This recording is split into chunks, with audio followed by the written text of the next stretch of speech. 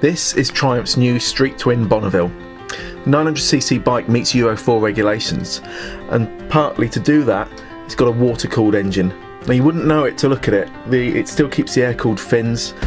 It's a really amazing feat of engineering, and even the catalytic converter is hidden underneath the engine.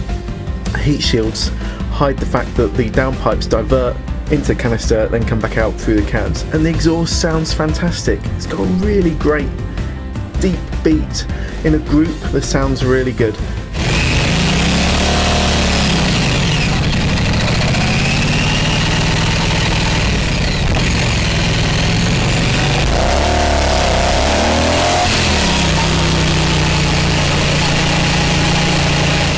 The whole bike is an absolute marvel. It retains almost a classic handling, where if you're pushing hard you can feel the bike not move around as if it's out of control, but just it's got character to it. Yet still, when you push hard you can touch the pegs down, not because they're low, but because it's got the performance to lean, and keep pushing harder and you'll start getting levers down, but you're still not grinding anything out. The whole bike works incredibly well.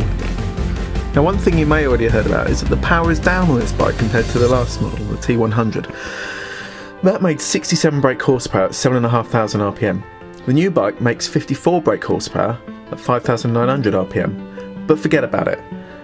Triumph is at pains to stress that between 2,750 and 4,750 revs, that's where they believe the bike's going to be used most. But this isn't just marketing cobblers.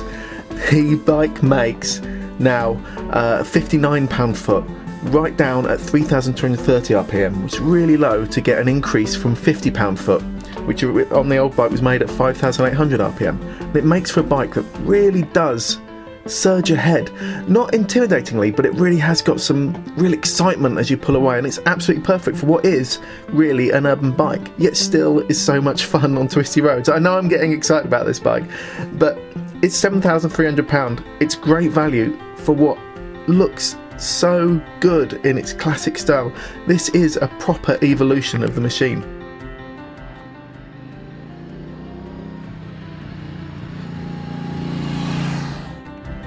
Now, I mentioned that the handling has kind of a classic feel, but still has the modern capability.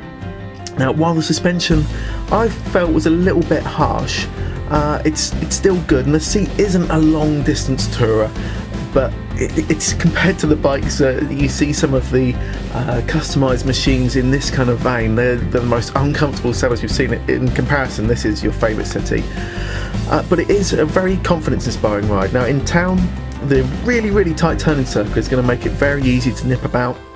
Mirrors give a great view behind. They don't vibrate, but they're tucked in enough that they shouldn't be clipping taxi and van mirrors.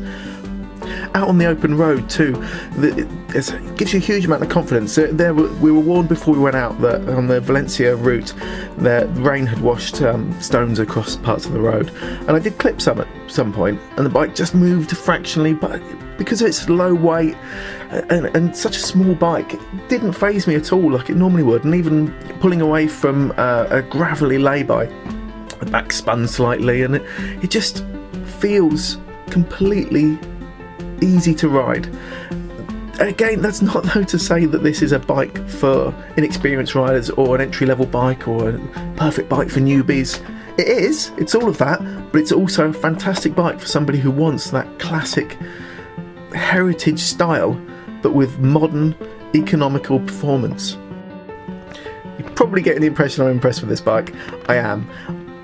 I know I love all bikes, but this is a real triumph of engineering, and I don't mean that as a pun.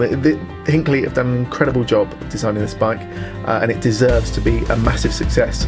And with the pre-orders going through at the NEC as they have been, it looks like it certainly will be. They'll be in dealers on February 11th, and we're assured that the factory will be able to meet demand. But if you're interested in one, definitely suggest you get yourself down to a dealer and show your interest now.